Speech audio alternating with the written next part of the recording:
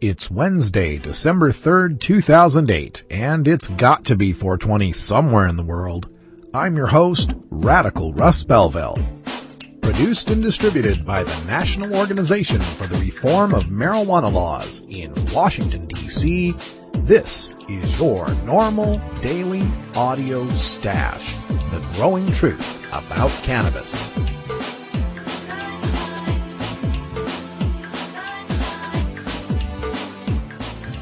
Welcome to the most popular podcast regarding marijuana in all of America and all the world, featuring interviews with scientists, politicians, doctors, prohibition policy activists, regular cannabis consumers, musicians, and NORML staff and NORML's board of directors, along with music and comedy no other podcast can offer. You can always find out more about our show at our website, stash.normal.org, and continue the education and conversation on our blog as well. We're ending marijuana prohibition with education, one listener at a time.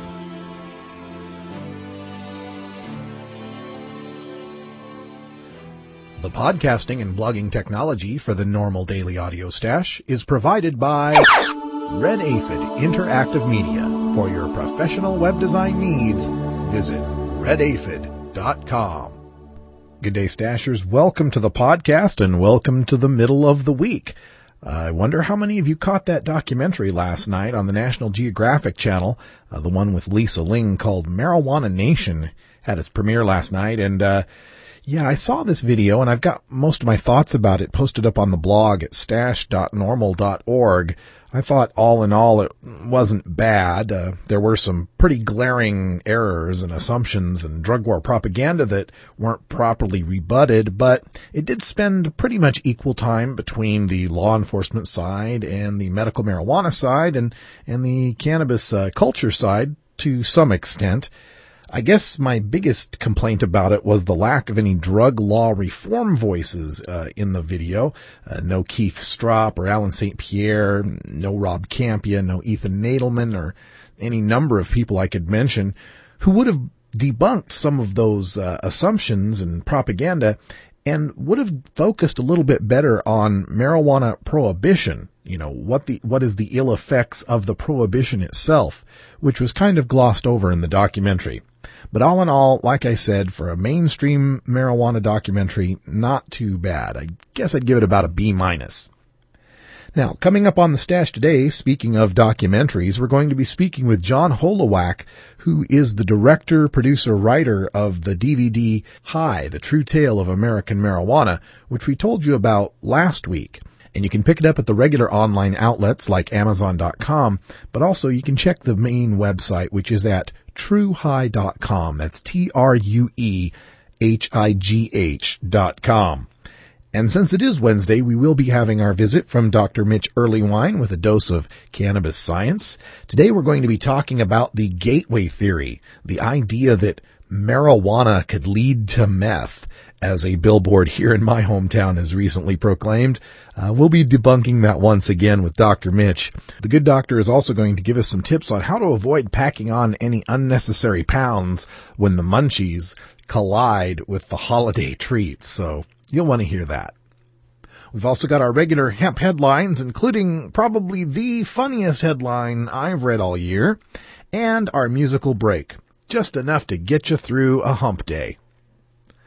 So sit back and relax and enjoy your NORML Daily Audio Stash.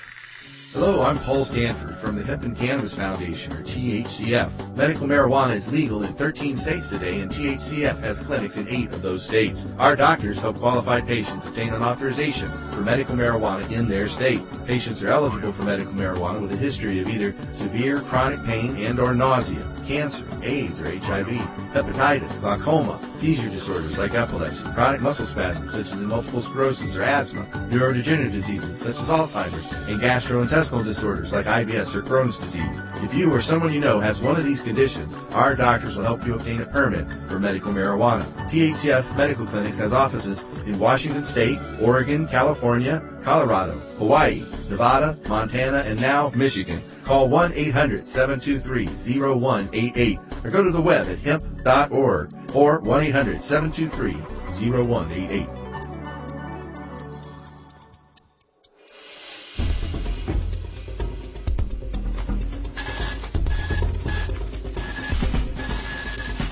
Now it's time to take a look at the latest stories about marijuana from news organizations across America and around the world in our NORML daily audio stash, Hemp Headlines.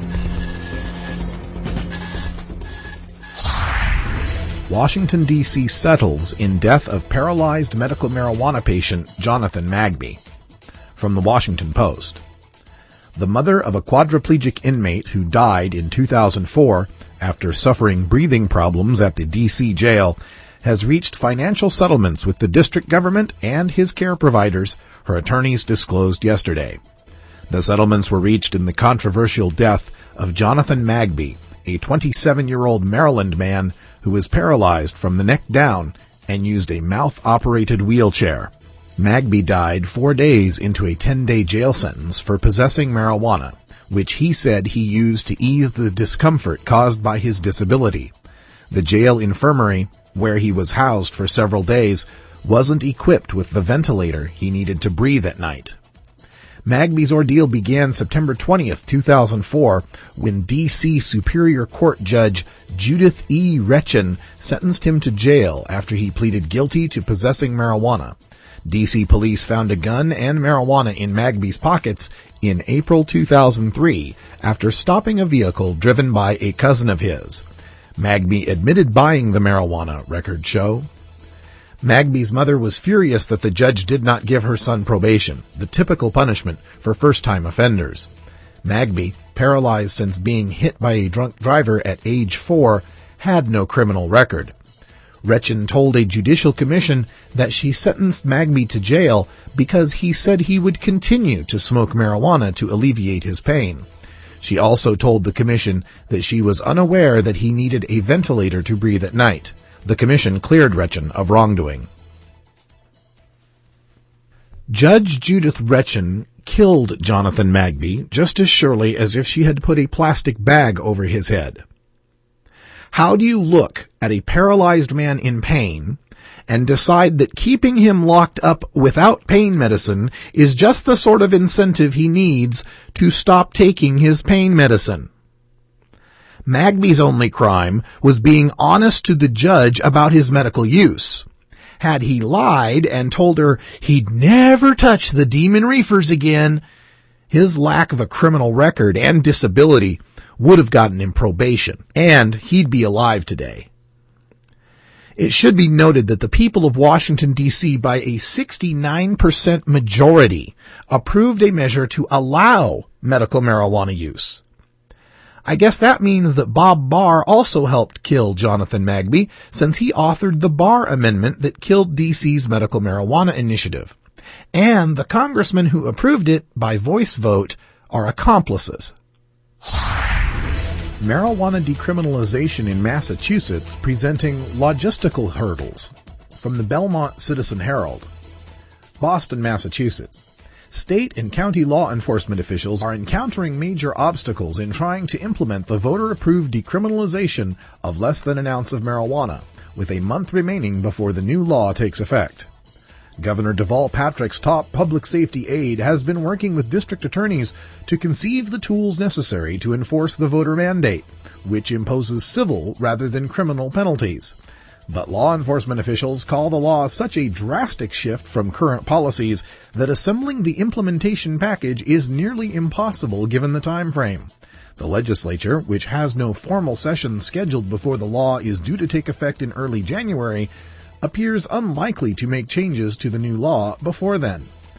Training police, developing an education program for juveniles arrested for possession, issuing civil citations, and working with schools and colleges to align anti-pot rules have all proved problematic for Patrick administration officials as they hold meetings with officials from several administration agencies and law enforcement. Williams said police groups have questioned whether officers would be subject to civil action if they arrest someone in possession of a quantity of marijuana that is later found to be less than an ounce, or whether officers would be permitted to search a vehicle if they saw a marijuana cigarette or joint as allowed under current law. Hold on, let me get out the world's tiniest violins so we may play a mournful tune for the poor public officials in Massachusetts who have been so suddenly blindsided by marijuana decriminalization that they have no working plan on how to implement the law. I wonder how much of that time that they spent organizing against the ballot initiative could have been spent on preparing for its eventual passage. 'Cause it's kind of funny, because I've been following this thing since February. It's even funnier that the legislature held a hearing on the initiative in March. It's funnier still that it was polling at 72% in August. And even funnier when you consider that cities like Amherst and many others made pot their lowest law enforcement priority by large voting majorities. So it's not like this initiative passing should have caught anyone by surprise. Here's an idea. If you want to know how cops will have to behave in a decriminalized state, ask some in the other 12 decriminalized states. It's not like Massachusetts now has to reinvent the wheel. We decriminalized marijuana in Oregon 35 years ago. Ask us. Texas man gets 7 years for child pot smoking videotape. From the Dallas Morning News. One of 2 men videotaped last year giving pot to young children accepted a plea deal Tuesday and was sentenced to 7 years in prison, saving himself from a possible life sentence. Van Swan Pulte, age 20, of Fort Worth, pleaded guilty to 2 counts of injury to a child causing bodily harm and 3 counts of burglary of a habitation. He was to face 2 charges of injury to a child for giving a marijuana cigar to 2- and 4-year-old brothers at a later time, prosecutors said. Investigators said Mr. Pulte was a teen in early 2007 when he and a friend, Demetris McCoy, urged the youngsters to smoke marijuana at Mr. McCoy's Watauga home. Mr. Pulte and Mr. McCoy, the boy's uncle, came to the attention of police, who were investigating a string of residential burglaries in Watauga, Fort Worth, and Blue Mound. The videotape was uncovered during that investigation. In addition to prompting the boys to smoke the drug-laden cigar, Mr. Pulte and Mr. McCoy could also be seen and heard on the tape laughing and calling the tots potheads. At the time of the incident, the boy's mother, Shatoria Russell, was asleep in a nearby room. Ms. Russell has since tested positive for drugs and relinquished custody of her boys, a CPS official said. The children are in foster care and will be placed for adoption. Now, we covered this story on The Stash a few months ago, and I'll say it again. It is reprehensible that anyone would force a 2- and 4-year-old to smoke anything. That said, those kids suffered far less damage from those few puffs off a blunt than if they had been raised by a tobacco smoker who smokes indoors. And yet, I don't think I've ever heard of a case where someone was charged with injury to a child causing bodily harm for their secondhand tobacco smoke. Though my Googling did find child custody cases where a judge considered tobacco smoking as a factor. YouTube videos of cute youngsters running around the living room while the parent smokes a cigarette also never become viral hits on the internet. Hey, thanks everyone, and welcome back to the NORML Daily Audio Stash Awards. And the award for the funniest headline of the day goes to the Philippine Star. MILF growing marijuana to sustain operations. From the Philippine Star. The Moro Islamic Liberation Front, or MILF, has ventured into the illegal drug trade to sustain its operations, Dangerous Drug Board Chair Vicente Tito Sato III said yesterday. Citing intelligence information, Sato said members of the rebel group are protecting marijuana plantations in the Lanao and Bukidnon provinces. Sato explained, quote, "This is what we call narco-terrorism, where Moro rebels engage in illegal drug trade to fund their operations. This poses big danger, especially to younger generations," end quote. Okay, so MILF doesn't mean the same thing there as it does here in America. When I first scanned the headline in my marijuana news feed, I thought, well, sure, who can blame a mom for selling pot to pay for operations? Plastic surgery's expensive. Well, seriously though, one might ask Tito Sato why the MILF doesn't just sell alcohol or cigarettes to sustain its operations. Regulate marijuana and you take a big chunk of business away from what you call narco-terrorism.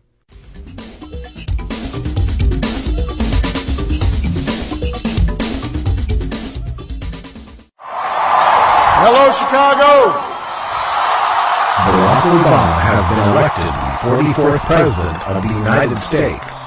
But will he bring us, the cannabis community, the change we can believe in? It's an issue of doctors prescribing medical marijuana. I think that should be appropriate. NORML is asking you to take action and help us hold President-elect Obama to his word with our $10,000 pro-cannabis law reform ad contest. When I was a kid, I inhaled frequently. That was the point. Just make a 30 or 60-second video or flash animation that answers the question, what should President Obama do about pot?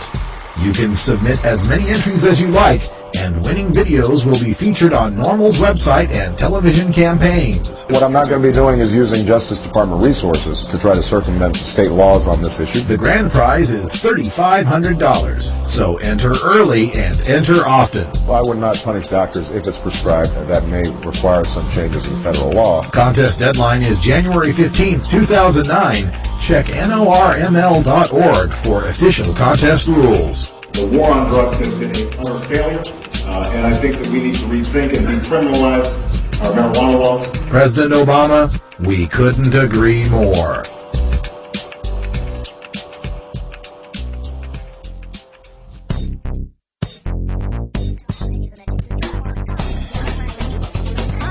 Who is telling you the truth about marijuana? The government? Scientists? Doctors? Which claims are scientifically valid and which claims are reefer madness?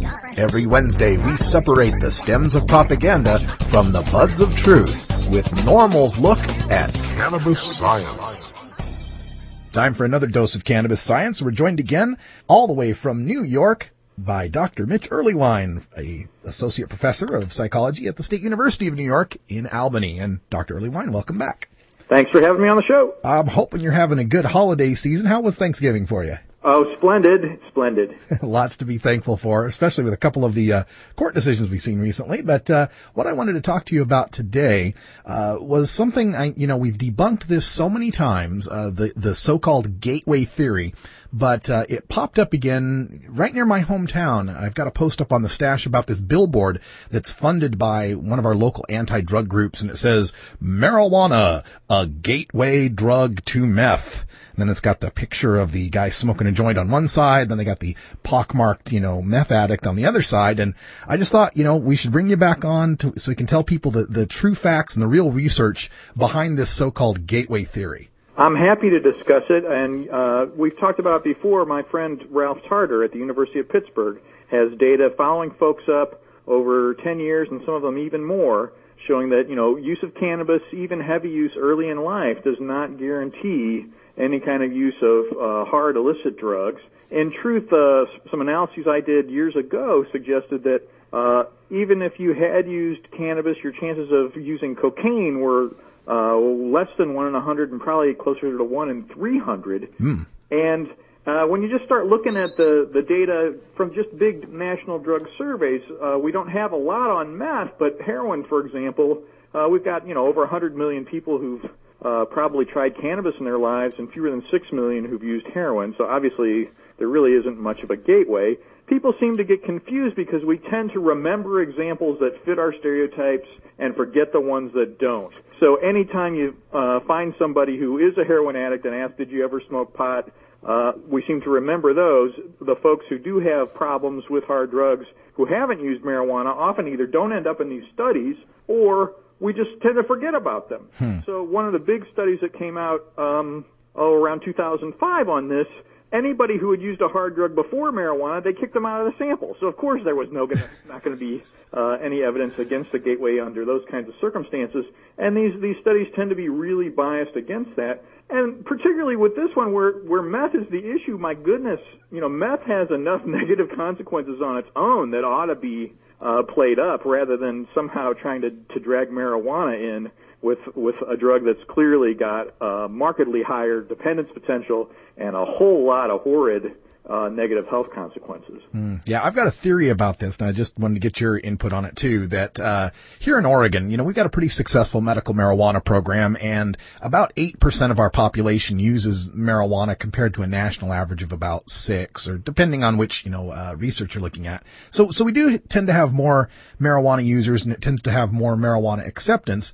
On the other hand, out in the rural areas of Oregon, there's a huge problem with meth. We see stories on the news all the time of, the meth people stealing the steel off of bridges and such. So my theory here is that they know they can't convince us that marijuana is as bad as they say it is, so they've got to compare it to meth to put some sort of, spookiness on it, I guess. Do you think that's what's going on? Absolutely, and in fact, this goes back to the 1930s when old Harry Anslinger was our first drug czar, when it was still the Federal Bureau of Narcotics, and he said, marijuana leads to heroin use. The LaGuardia reports that came out in the 1940s suggested this really isn't the case at all. We're talking 60, 70 years ago. We already knew this was wrong, but this is all that folks can come up with anymore to try to make this happen. You can see it's really an absurd argument. And in fact, when you talk to regular users of cannabis, they tend to dislike hard drugs because cannabis is really providing the kind of experience that they want, and these other drugs really don't create anywhere near the same kind of effects. Yeah, it's like Alan St. Pierre often says that rather than being a gateway, it seems like marijuana is almost a terminus sort of drug. Well, and the curious thing is, it's very hard to get these published, but, we hear time and again cases of folks who've had problems with alcohol or hard drugs turning to cannabis because it has, really markedly fewer negative consequences and arguably none at all. And what a surprise, they don't have to hit these hard drugs if they've got, regular access to clean and appropriate cannabis. Well, yeah, I've known a few people who have struggled with methamphetamine addiction, and just anecdotally, they've told me that had it not been for cannabis, they don't think they could have kicked or could have gotten off of it.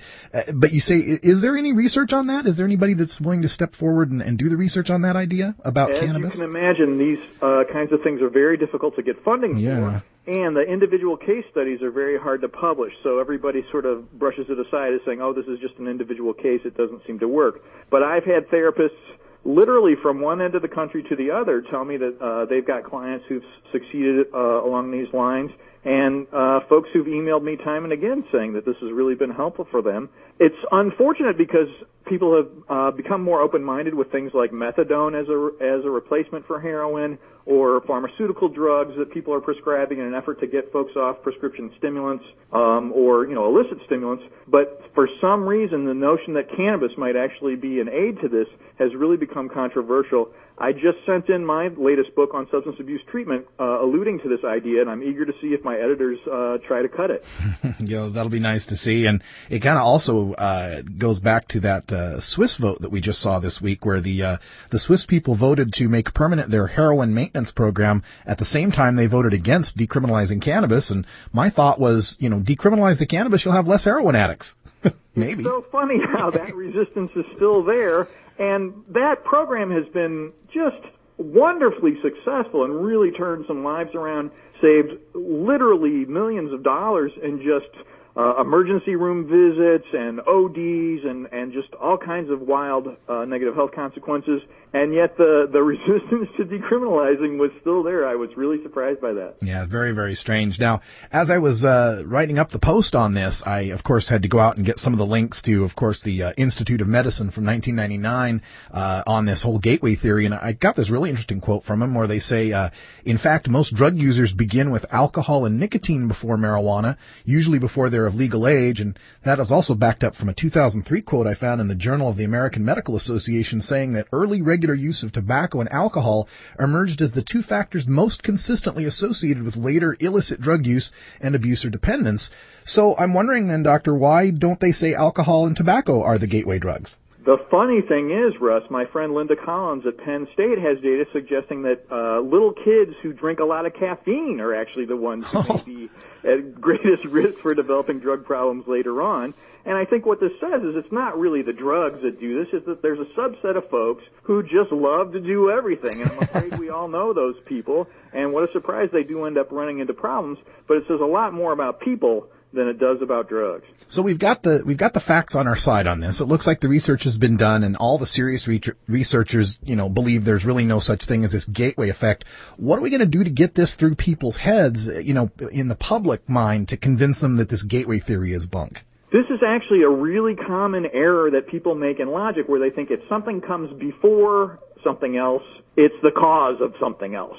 And I'm afraid I teach this to my 4-year-old with the classic game of pull my finger. It's just because something happened first doesn't mean it's a cause. And I feel like we have to keep giving examples like this time and again. The number of churches in a city and the amount of crime in a city tend to co-vary. And in fact, that doesn't mean churches cause crime. We just have to really keep using these outrageous examples until people finally get it through their heads that this is the same messed up logic as we have in pull my finger or in the idea that churches cause crime. Yeah, I think also what hurts people in trying to uncover the lie behind it is the fact that marijuana is illegal, and since it's illegal and the other drugs are illegal, they figure all illegal kind of goes together. If we can kind of separate their minds from the illegality of it and look at the causes, that the drug itself does not cause the use of another drug, I think that's where we're going to have to go with that. Well, and in fact, we saw in some of the early data from the Netherlands, when they separated the cannabis market from the hard drug market, they did see drops in hard drug use. And I think that in some ways is saying if there was any kind of gateway, it was that people were going to the illicit market as a whole and getting these hard drugs presented to them in a way that was, a product of being in the underground market. Whereas if we had a separate taxed and regulated market for cannabis, obviously folks could get that without having exposure to meth and drugs that have, some really harsh problems associated with their use. Yeah, or as I like to say, marijuana is not a gateway to hard drugs. Marijuana is a gateway to hard drug dealers. Exactly. Very well put. And then people tend to forget folks like Allen Ginsberg, who shot heroin first and then used cannabis, and he said, yep, heroin, it's a gateway drug. Well, Dr. Lewine, thanks for joining us. And before we go, we just got through the Thanksgiving season, and of course, Christmas is coming up. And, those of us in the cannabis community already have somewhat of a battle with what we call the munchies. And of course, the munchies are very, very fat and calorie laden. So any tips on helping us get through these holiday seasons and staying in the same pants or dress size? The impact of cannabis on appetite is very real, as folks who saw Carl Hart's presentation at the NORML conference in October realize, yes, indeed, if you are using cannabis, you do tend to consume more calories. The big picture on this, of course, is there's an opportunity to wait until after you've eaten in order to go ahead and fire up the vaporizer, and I think that can be really adaptive for a lot of folks. The other thing that's really a wonderful lesson of this plan is let's really pay attention to our food under the circumstances. Take bites about the size of your thumbnail, tend to really relish them, enjoy them, talk about them with your friends, how good the food tastes, rather than just woofing it down in front of the TV. And what a surprise, you find you enjoy the meal more and actually consume less. It takes a while for your brain to register that your stomach's actually full, and so we need to sort of spread the meal out a little bit and give yourself a little bit of time. Some adaptive things that a colleague of mine, Drew Anderson here, who studies eating, has found is that basically if you put a little bit on your plate, walk away from the big table, eat that little bit, and then make it so you have to decide to actually get up and go get more before you do, people tend to consume less. And it's an amazing opportunity to see how if you quit a little bit before you actually feel full, you find you don't feel completely nauseated later on. Those are good tips for any time of the year, but especially the holidays. And I guess my tip would be get yourself one of those gas mask bongs. It's really hard to eat when those are strapped on. Dr. Lewine, thanks for joining us again here on the Daily Audio Stash. We'll talk to you next week. Looking forward to it. It's tough talking to kids about marijuana, especially if you might be a parent who dabbled a time or two in your youth. So to help you out, get your copy of Dr. Mitch Earlywine's latest book, A Parent's Guide to Marijuana. Dr. Earlywine is an associate professor of psychology at the State University of New York at Albany and an expert on the studies concerning marijuana, its effect on health and society, and the methodology behind the statistics. He is a frequent guest here on our daily audio stash. Dr. Earlywine lays it all out without the propaganda and scare tactics that parents know won't work with teenagers. He presents a rational understanding of cannabis, what it is and what it isn't, and why kids shouldn't be using marijuana.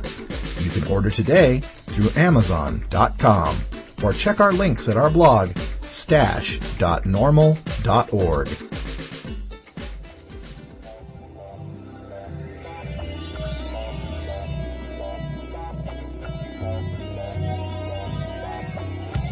Here at the Normal Daily Audio Stash, we work hard to change our nation's marijuana laws through education and discussion. But we also take time to relax and unwind with an eclectic mix of pod-safe music from many independent artists. We look for music that speaks to the growing truth about cannabis, or music that speaks to broader themes of freedom, liberty, social justice, equality, and protest. To find out more about the artists and download the music you hear on this podcast, just log on to stash.normal.org. And if you'd like to get your music heard by the online cannabis community, just send us an email at stash@normal.org. I always get confused by drinking and smoking references. I know you can get buzzed from drinking, but does it refer to smoking too? I'm sure someone has felt buzzed while smoking.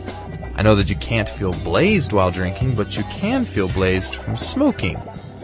I know I should stop worrying about this, but I can't help it. And Russ just told me that you can get buzzed from smoking anyway. So, I thought I would continue this rocking week by featuring Ape House, a power pop foursome from Washington, D.C. Are You Buzzed features the simple power chord structure that made bands like Weezer and Fountains of Wayne famous. They formed in 2001 and have been rocking the District of Columbia ever since. You can hear more of their music on their MySpace page or through their website, which we have linked at our blog at stash.normal.org. And without further ado, here is Ape House with Are You Buzzed?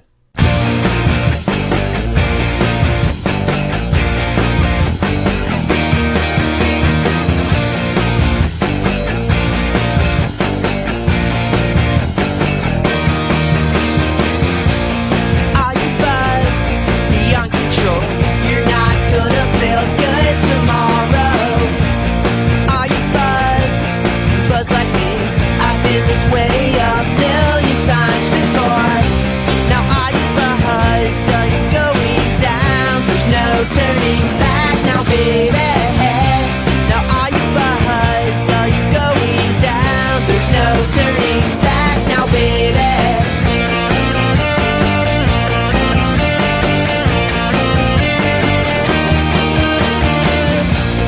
Were you buzzed? Buzzed last night? You sure seemed that.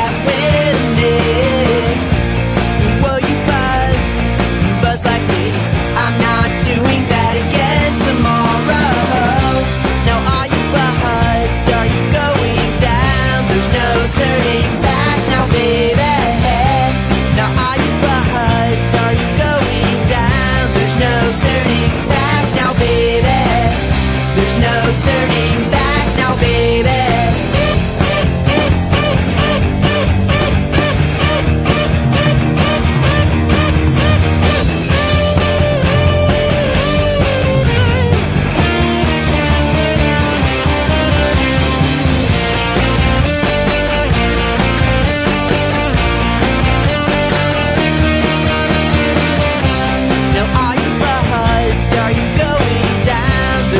Turning back now, baby. Now are you buzzed? Are you going down? There's no turning back now, baby. There's no turning back now, baby. There's no turning back now, baby. There's no turning back now, baby.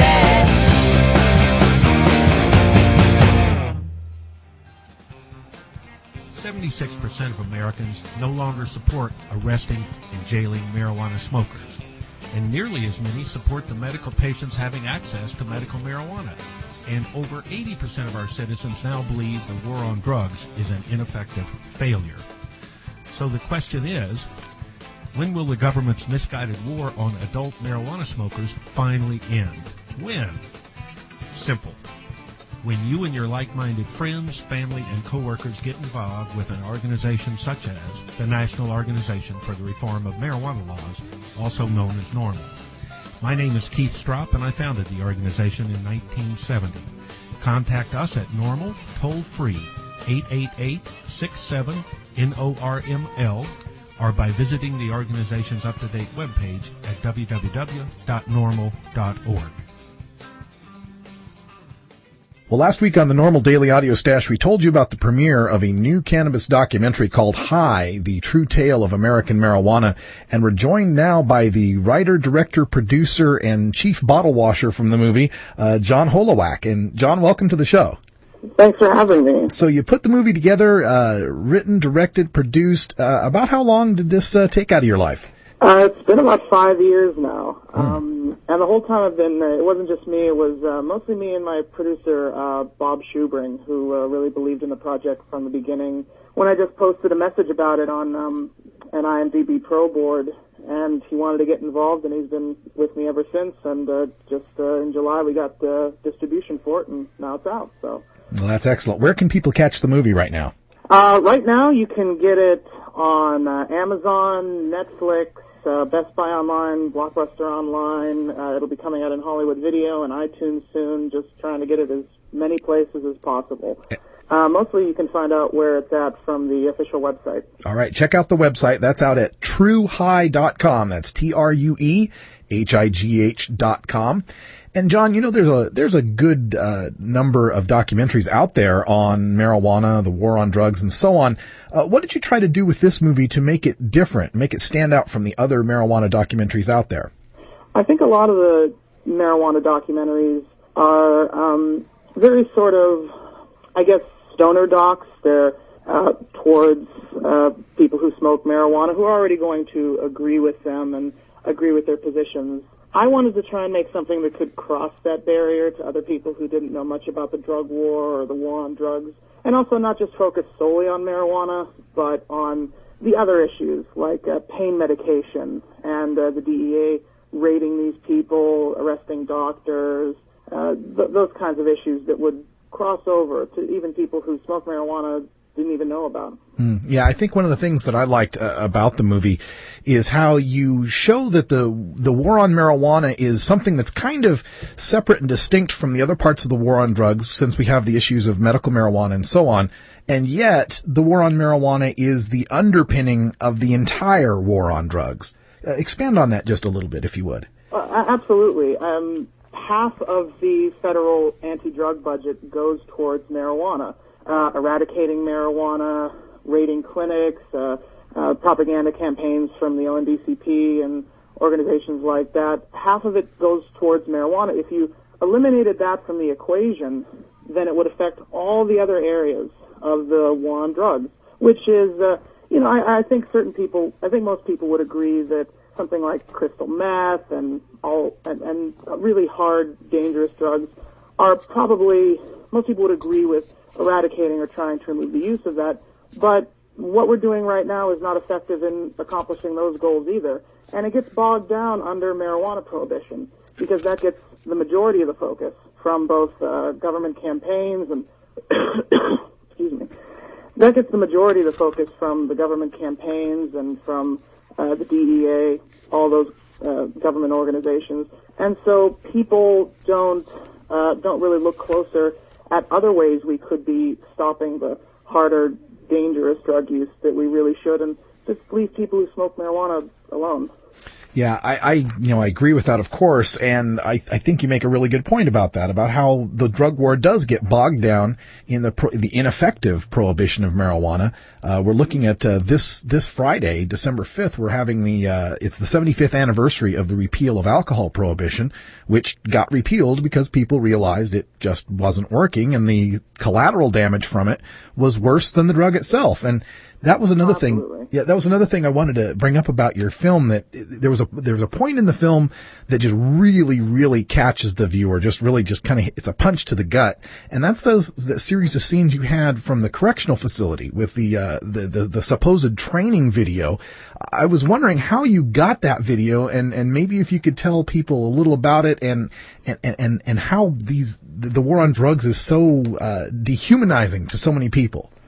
Well, the prison footage was from this county, Brazoria County in Texas, and what it was a private prison facility run by a company called CCRI, Capital Correctional Resources Incorporated, and they kind of did the overflow from other states that couldn't hold prisoners. And you see a lot of these private prison companies and things springing up right there. And what happened was there were these prisoners from Missouri who had come in not that long ago. They weren't suspected of anything, of trafficking or drug use or whatever, but this sort of raid happened inside the prison. And it was between the guards from the private prison company and the local sheriff's deputies. And it's even impossible to try and describe it without seeing it. Just crawling around on the floor like dogs, stripping naked in front of one another, being strip searched, just really horrible, demoralizing things, and just shouting at them. This one point, there's a guy who he has one leg, and he's supposed to be crawling on the floor, and he's screaming, "I only got one leg! I got one leg!" And they're just dragging him along the floor, and then one of the guards, or possibly one of the police officers, says, "I only got one dick." Like, oh. Yeah, it is rather. It's some of the most disturbing footage I've seen in a documentary in a while. But I think it's a good thing that it's there, because it kind of slaps the viewer into understanding that not only the drug czar likes to say it's not the same pot as it was in the 60s. Well, it's not the same type of prohibition either. It's become militarized, and these tactics they're using are dehumanizing and just awful. And I'm glad you showed that. I'm really glad. And I think that this isn't really included in the movie, but I think the work of Radley Balko, yes, who runs this blog, The Agitator, he's really been focused on the militarization of the drug war, especially with no-knock entry, which mostly has to do with the war on drugs. And it's with SWAT teams, the increasing militarization of the police in relationship to the war on drugs, because they get money specifically to do this. There was this... And you find a lot of the time that a lot of collateral damage from that as well, unsurprisingly. People who are woken up in the middle of the night by, men dressed completely in black holding guns to them. They freak out. They have a gun. They try to shoot them.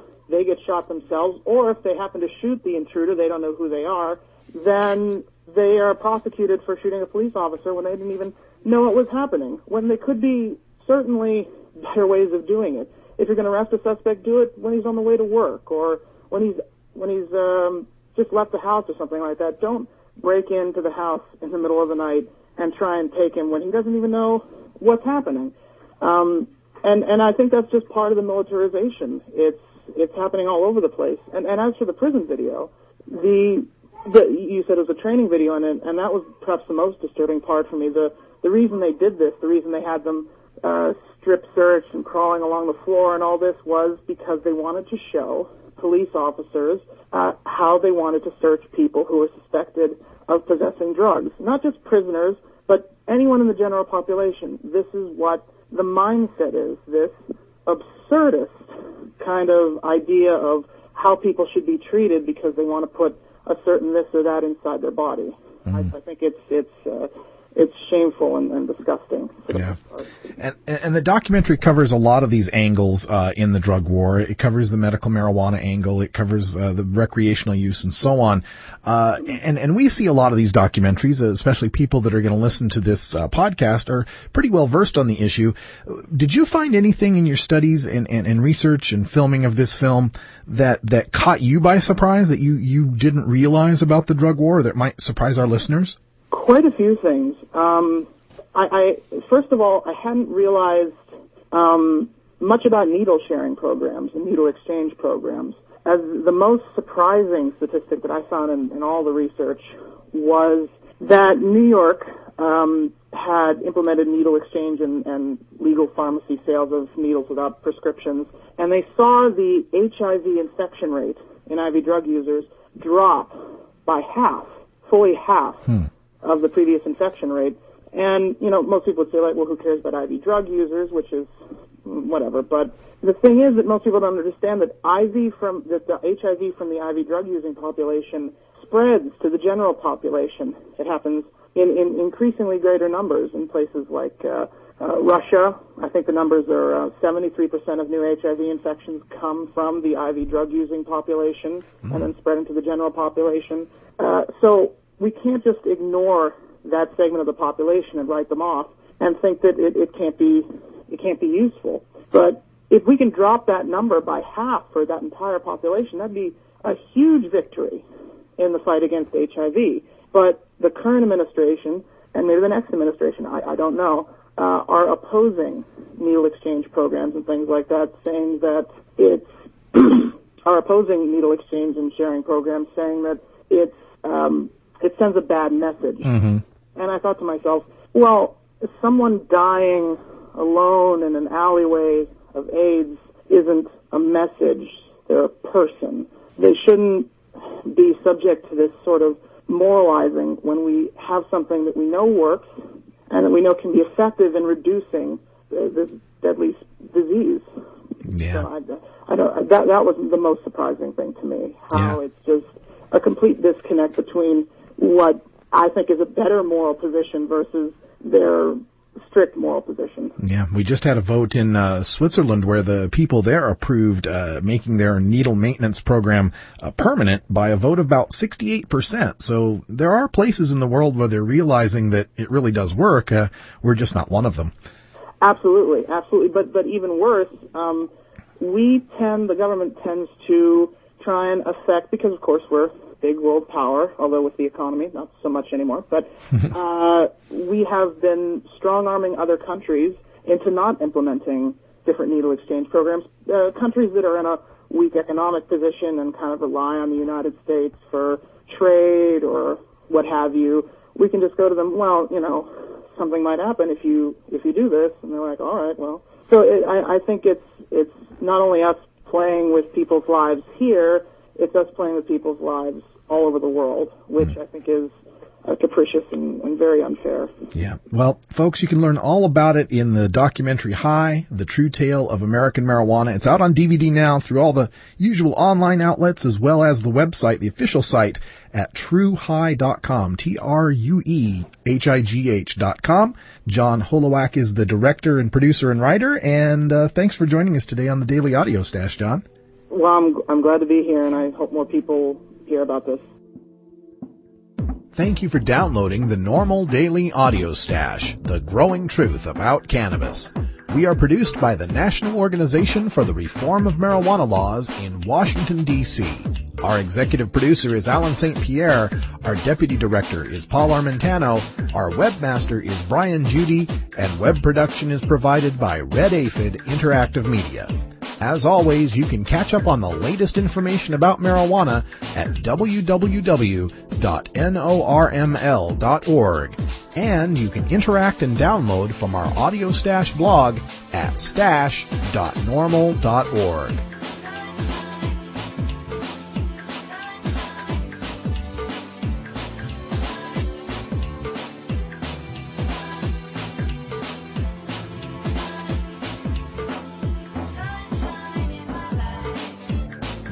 For everyone here at NORML, I'm your host, Radical Russ Belville, hoping all your harvests are bountiful and your encounters with law enforcement are non-existent. We leave you today with another one of our cannabis quotes. This one's a bit more reefer madness from 1929 from Colonel Levi G. Nutt, who was the head of the narcotics division of the U.S. Treasury Department. He said, quote, I'd rather see my children up against a wall and see them shot down before my eyes than to know that any one of them was going to be a drug slave. End quote. Well, Colonel, that's quite the reaction. I'm kind of curious to see what your children thought of that idea. It might be kind of interesting to follow up on the Nutt family to find out what actually did happen to some of his children. Wouldn't it be ironic if some of them turned out to be massive stoners? I'm Radical Russ. Thanks for joining us here for the podcast. We'll be back tomorrow with more news and interviews you can use. And until next time, take care of each other, tokers.